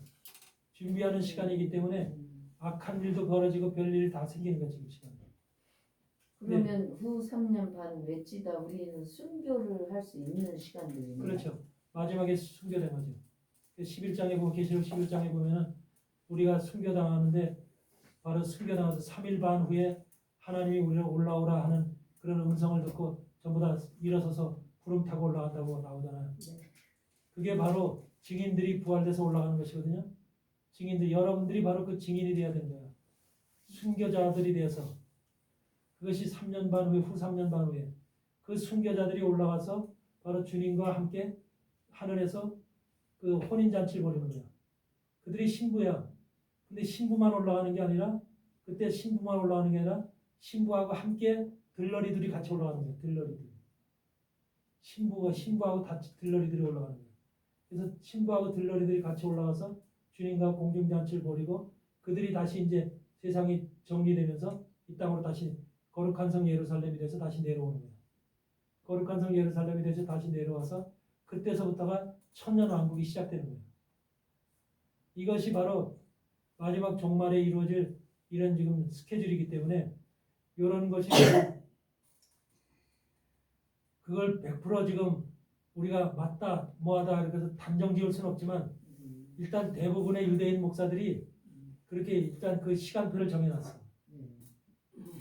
시간표를 정해놨어. 그래서 시간표를 정해놨다고 하는 것 자체가 다 조시는 좀 하나님의 일이기 때문에 어불성설하긴 한데 일단은 그 사람들도 유대인 목사들이 그와 같은 것을 일단은 세상이 어떻게 이제 이런 시간표대로 흘러갈 것인가. 그 라오디가 교회가 이미 시작됐기 때문에 이스라엘의 독립과 더불어서 이스라엘의 출발과 더불어서 이 세상은 이미 마지막 시대에 돌아 이스라엘이 세워졌다고 하는 것은 이것이 그냥 아무 때나 세워지는 게 아니야. 마지막 시대를 보여주기 위해서 하나님이 마지막 살아계시다는 것을 온 세상에 드러내기 위해서 이스라엘이 다시 나타난 거예요. 그러니까 지금 이스라엘이 독립하고 이스라엘이라는 나라가 현존하고 있다고 하는 이 사실을 보고도 아무 감각이 없으면 그 사람은 죽는 거야. 저 사건이 바로 이스라엘에서 하마스 정장 헤즈볼라 전쟁이 일어나면서 지금 시리아까지 지금 이렇게 해서 관계가 있고 지금 이스라엘에서 자꾸 지금 그런 그 전쟁에 지금 있잖아. 이런 문제가 생기는 거. 이런 현상들이 왜 생겼을까? 이런 것들이 지금 앞으로 이스라엘에 어떤 일이 나타날 것인가? 아마 이스라엘의 저런 전쟁이 계속해서 가면서 아마겟돈 전쟁으로 이어질 거야. 아마겟돈 전쟁. 중동 사람들이 저것을 그냥 자기네들이 그냥 당하고만 있지 않아. 그래서 아마겟돈 전쟁으로 일어날 것이기 때문에 이런 것이 성경을 이루기 위한 지금 과정 속에 있다. 이스라엘이. 그럼 우리는 그런 이스라엘의 모습을 통해서 뭔가를 우리 이방인들은 깨닫고 있어야 되거든. 깨닫고 있어서 영적으로 준비되어 있어가지고 우리가 그런 후 3년 반이 됐을 때 우리 하나님이 그때 이제 우리를 쓰시겠다는 거예요. 그때 바로 11장에 보면 증인들을 사용하는 것이 후 3년 반에 쓰기 때문에 그 후 3년 반에 여러분을 쓸 때 여러분의 힘이 아니라 하나님께서 공급해주는 힘과 능력이 여러분 속에 임한다는 거예요. 그래서 그 힘을 가지고서 나가서 싸우는데 그 3년 반 동안은 여러분들이 말씀을 증거하고 저 사단들을 갖다 공격하고 할 때 사단들이 여러분들 덤빌 수가 없어. 여러분이 하나님의 능력을 가진 자들이에요. 사단들이 공격을 못하고 덤빌 수가 없어서 다 피해 도망가고. 근데 여러분들이 전할 자들이 누구냐면 여러분들이 말씀을 전하고 여러분들이 깨닫게 해야 될 자들이 땅에 거하는 자들이야. 땅에 거하는 자. 11장에 보면 그 말씀 있죠. 이 두 선지자가 땅에 거하는 자들을 괴롭게 하고로 땅에 거하는 자들이 저희의 죽음을 즐거워하고 기뻐하여 서로 예물을 보내더라. 땅에 거하는 자들에게 여러분들이 말씀을 증거하는 거예요. 교회를 다니면서도 땅의 목적을 두고 교회를 다니는 사람들이 수없이 많아요. 지금도 교회는 그걸 가리키고 있어요. 땅에다 축복받고 땅에서 잘되고 땅에서 성공하고 이것을 가리키는 거예요. 그러니까 그들은 주님이 오시고 주님이 재림하시고 주님 나라에 이런 관심이 없어. 주님을 만나서 주님의 천년왕국에 들어가서 왕 같은 대제사장이 된다 이런 제사장이 된다 이런 것에 관심이 없고 땅에서 복받고 큰 아파트에 살고 좋은 별장에 가서 살고 좋은 요트보트 들고 좋은 차 끌고 이런 것이 꿈이야. 이런 것을 교회 다니면서도 이렇게 양육하고 이렇게 성도들을 양육하고 백성들을 양육했던 목사들 이런 목사들 다 이제 한번 철저하게 징계를 받는 거예요. 근데 하나님은 사랑이 많으신 분이라 그렇게 땅에 목적을 두고 살았던 사람을 그 후 3년 반 동안이라도 살 수 있는 기회를 주시는 거예요. 살아날 수 있는. 그들이 한마디로 말하면 주님 앞에 다시 돌아와서 땅것을 버리고 깨달아서 아 여태까지 우리가 우리 목사님이 가르쳤던 것이 잘못되었던 거구나. 정말로 세상이 그렇지. 우리가 주님을 바라보고 살아야 되는구나. 주님의 나라를 소망하고 그래서 땅의 것들을 다 소망을 한마디로 와서 이렇게 버리고 하나님만을 붙잡는 그런 영혼들을 세우는 시간이에요. 하나님은 죽을 자들도 끝까지 미워서 죽이는 게 아니라 그들이 하나님 앞에 돌아올 기회를 주셔. 그 기회를 주시는 시간이 후 3년 반의 시간이에요. 그 후 3년 반에 그래서 땅에 거하는 자들, 땅에 마음을 두고 땅에 속해서 땅에 거하는 땅에다 집을 짓고 사는 사람들을 한마디로 말해서 하나님께서 이들에게 말씀을 증거하는 거예요. 근데 그들이 회개치 않는다고 했잖아요. 그렇지. 그들 중에서 회개치 않는 자들이 있고 회개치 않는 자들이 있고 돌아올 자들도 있는 거야. 돌아올 자들도 있어서 하나님께서 그들도 회개치 않는 사람들이 더 많죠. 더 많지만은 하나님은 그 중에서 어린아 잊어버린 그 영혼 하나를 구하듯이 그들을 계속해서 찾아내는 거예요. 그럴 때 그런 사람으로 쓰임 받는 것이 두 증인이야. 두 증인들이 14만 4천이 그때 쓰임을 받는 거예요. 그러니까 세계 각국에 흩어져 있겠죠. 세계 우리나라에서도 이제 그 두 증인으로 쓰임 받을 사람이 몇 사람인지 모르지만 그런 사람들이 이 세상에 이 지구상에 이 한국 땅덩어리에 그 땅을 보고 살았던 믿음을 가졌던 잘못된 믿음을 소유했던 이런 사람들을 깨우치는 거예요. 그래서 듣지 않으면 죽는 거죠 결과적으로. 듣고 이제 깨달아서 돌아오는 사람은 살지만 이런 시간이 바로 후 3년 반의 시간이에요. 그래서 특별히 땅에 거하는 자들. 그러니까 이미 지금 나눠져 있어. 하늘에 거하는 자들과 땅에 거하는 자들로 이미 지금 시간에 이미 다 나눠져 있어. 하늘에 거하는 자들은 목적을 하늘에 두고 있어. 하나님 나라에. 주님을 만날 모습으로 주님의 나라를 사망하면서 주님의 나라를 바라보면서 그렇게 꿈을 꾸고 있고 거기에 소망을 두고 있어. 그러니까 그들은 문제가 없어. 그들은 문제가 없는데 지금도 잘못 가리키고 있는 잘못 그 신앙생활하고 있는 사람들이 수없이 많은 거야. 미혹을 당한 종들에 의해서 미혹의 종들에 의해서 미혹을 당한 성도들이 그들 속에서 한 명이라도 구원하기 위한 하나님의 계획이 후 3년 반에 시작이 되는 거야. 이때 쓰임을 받는 종들, 이때는 성령이 다 끊겨. 이때는 후 3년 반의 시간에는 성령이 없어 이 땅에. 성령이 없는데 누구에게만 성령이 있냐면 바로 그 증인들에게만 성령이 있어. 증인들에게. 구약 시대에도 성령이 이스라엘 백성들 전체에 있었던 게 아니라 선지자에게 필요한 하나님의 선지자 제사장에게만 그 하나님의 영이 내리는 거예요. 그랬듯이 마지막 시대에도 종말에도 이 시간에는 바로 그 영이 하나님의 영이 하나님이 세운 특별한 종들 증인들에게만 이 영이 함께 하시고 그 영의 그 종의 입술을 통해서 하나님의 말씀을 증거케 하는 이런 시간이 바로 마지막 시대의 시간입니다.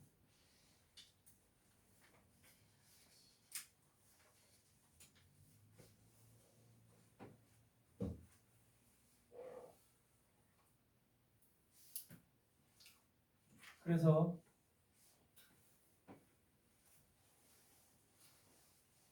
지금도 우리는 카톨릭이라고 하는 예수에 의해서 대한민국의 교회들이 철저하게 지금 잡혀 있고 예속돼 있다. 그래서 이것을 사실은 그래서 주님이 그러는 거예요. 계시록 18장에서 내 백성들아 거기서 나와. 그러잖아. 내 백성들아 거기서 나와 그들의 받을 재앙을 받지 마라. 그들의 지혜는 어디에? 하늘에 사무쳤다는 거예요. 하늘에 사무쳤다. 얼마나 하나님의 마음을 아프게 했으면 하나님 사무쳤다. 지금 교회들 상당히 큰 대형교회 목사들이 하나님의 마음을 사무치게 하는 통곡하게 만드는 이런 지금 교회들이 엄청나게 많은 거예요. 생각을 해보세요. 그 교회로 기독교로다가 부흥했던 유럽이 완전히 망가져 버렸거든요. 유럽의 영혼들이 전부 다 지금 다 죽었거든요. 얼마나 하나님이 통탄할 일이냐고. 그 많은 교회들이 다 지금 술집이 되고 텅텅 비어 있거든. 이런 상태. 지금 우리나라는 하나님을 섬긴다고 했지만은 얼마의 사람들을 빼놓고는 전부 다 뭐야? 미혹의 말에 속아서 다 잘못된 신앙들을 갖고 있거든. 주님을 기다리지 않거든. 이런 세상 가운데 지금 우리가 신앙을 하고 있기 때문에 얼마나 하나님이 지금 통탄할 일이야. 그 죄가 하늘에 사무쳤다는 거야. 사무쳤다. 내 백성아 거기서 나와라. 이것이 지금 하나님이 지금 우리한테 부르시는 음성입니다. 그래서 마지막 시대는 여러분들도 그런 내 백성아 너 거기서 나와. 그들의 받을 지혜를 참여하지 말고 바로 주님 앞으로 주님 앞으로 돌아오라라고 하는 것을 부르짖어야 하는 사람의 사명을 가진 자들이 여러분들이라는 거예요. 그러니까 여러분들이 그런 것을 선포했을 때 얼마나 기성교회 잘못된 미혹의 종들이 얼마나 여러분을 대적하겠어요. 자기네들이 오히려 진리인 척 그렇게 얘기를 하거든요. 진리인 척, 진리의 종인 척 그렇게 다 얘기를 하는 겁니다. 그러면서 그렇게 지금 쇠뇌가 되어 있고 미혹이 되어 있기 때문에 우리 성경에 말씀하신 것처럼 구약 시대에도 이스라엘 백성들이 선지자 제사장을 통해서 주님께 돌아오라 말씀을 전했지만 우상을 숭배하고 잘못된 길로 인도하는 자들이 선지자 제사장들이 있을 때 오히려 그들의 말을 더 따랐더라고요. 그들의 말, 선지자 잘못된 길로 인도하는 선지자와 제사장의 말을 더 수긍하고 더 그들의 말을 따랐더라고요. 그들의 말을 더 좋아했대. 똑같아. 마지막 시대도. 지금요. 이 세상에 여러분들이 나가서 선포를 해도 여러분들 말 안 들어요. 거기서 정말로 열린 사람이 안에는 안 들어요. 대부분이 누구 말 들어? 전부 다 바깥에 있는 그런 종들의 얘기를 들어요. 그것이 지금 마지막 우리 시대가 살아가는 이 시대에 벌어질 일인 거예요. 그래서 우리는 앞으로 불확실성의 시대 속에 살아가고 있는데 이런 것이 지금 곧 우리 속에서 나타날 거대한 전쟁, 선과 악의 전쟁이 지금 우리 앞에 펼쳐질 것이다. 깨닫고 여러분들이 이를 딱 물어야 돼요. 신앙적으로 여러분들이 더욱더 강건해지고 주님의 말씀이 채워지면 채워질수록 우리가 담대해질 수밖에 없어요. 담대해지고 용감해져요. 두려움이 없어져요. 이렇게 되어서 결과적으로 우리가 하나님이 쓰시는 그 거룩한 군대로서 그런 여러분들이 사용되지기를 주의 이름으로 간절히 축원합니다. 기도합니다. 좋으신 하나님 감사합니다. 부족한 저희들 오늘도 하나님 은혜 가운데 말씀으로 깨우쳐 주시고 저희들이 마지막 시대에 감당해야 될 사명이 무엇인지를 알려주심을 감사를 드립니다. 아버지 하나님께서 이 아버지의 변질되어지고 미혹되어져 있는 이 세상 가운데서 아버지 한 영혼을 주님 앞에 인도하는 것이 얼마나 힘든 것인지 그러나 하나님께서는 모든 것을 아버지 하나님의 능력으로 아버지 하나며 변화시킴으로 이루어질 줄 믿습니다. 아버지께서 함께 해주시고 사랑하는 주의 종들에게 하나님의 권세와 능력을 더하여 주셔서 그들의 입술을 통해서 선포되어지는 하나님의 말씀을 통해서 죽어가는 자들이 생명으로 돌아올 수 있도록 하나님 역사하여 주시옵소서. 아버지 하나님께서 오늘도 함께 하심을 감사합니다. 저들의 삶 속에서 저들의 힘들고 어려운 일이 없도록 하시고 모든 병든 자들 병이 아버지 다 치유될 수 있도록 주의 성령께서 역사해 주시고 다시 앞으로 세상에 나타나는 바이러스 증상에서도 강력한 면역력을 가지고 이를 방어할 수 있도록 하나님 도와주시고 주님 역사하여 주시옵소서. 하나님께서 우리의 몸을 만드셨으니 우리의 몸이 더욱더 강건한 주의 몸으로 변화될 수 있도록 도와주시고 성령과 말씀으로 아버지 무장되어서 항상 아버지 하나님 강건한 주의 종으로서 사명 감당할 수 있도록 축복하여 주시옵소서. 오늘도 함께 하심을 감사합니다. 주님께 모든 영광을 돌리며 예수 그리스도 이름으로 기도드리옵나이다.